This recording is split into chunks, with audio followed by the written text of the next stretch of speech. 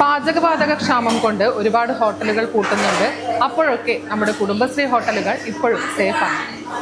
പാചകവാതകത്തിന്റെ ക്ഷാമം പല ഹോട്ടലുകളെയും പ്രതിസന്ധിയിലാക്കിയിരിക്കുകയാണ്.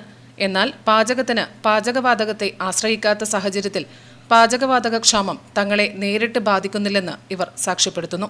അമ്മ വിറക് തന്നെയാണ് കൂടുതൽ ഉപയോഗിക്കുന്നത്. അത്യാവശ്യ കാര്യത്തിന് മാത്രമേ ഗ്യാസ് ഉപയോഗിക്കുന്നുള്ളൂ.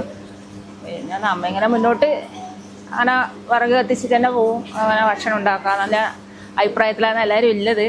പിന്നെ വിറക് കിട്ടാണ്ടായെങ്കിലേ ബുദ്ധിമുട്ടേ ഇല്ലു. എല്ലായിടത്തും ഹോട്ടലിൽ എഴുതല്ലോ പൂട്ടിയിട്ടുണ്ടെന്നാണ് പറയുന്നത്. പക്ഷെ നമ്മ രാവിലെ ഇവിടെ വന്നതുകൊണ്ട് നമ്മയൊന്നും അങ്ങനെ അറിയുന്നില്ല.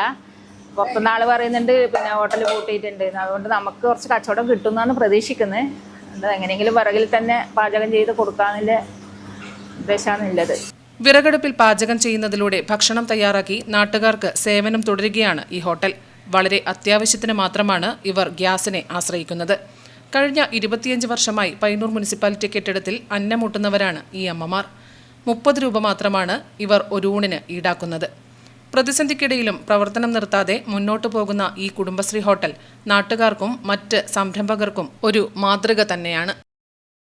തൊഴിലിനപ്പുറം വിശന്നു വലിഞ്ഞു വരുന്നവർക്ക് ഒരു നേരത്തെ അന്നമൂട്ടുക എന്നത് ഈ അമ്മമാരുടെ കടമ തന്നെയാണ്. ഏത് പ്രതിസന്ധി ഘട്ടത്തിലും തങ്ങളാൽ കഴിയുന്ന വിധം ഇത് മുന്നോട്ട് കൊണ്ടുപോകാൻ സാധിക്കുമെന്ന് തന്നെയാണ് ഇവരുടെ ആത്മവിശ്വാസം. ക്യാമറമാൻ സുമേഷിനൊപ്പം സുധാ സുരേന്ദ്രൻ.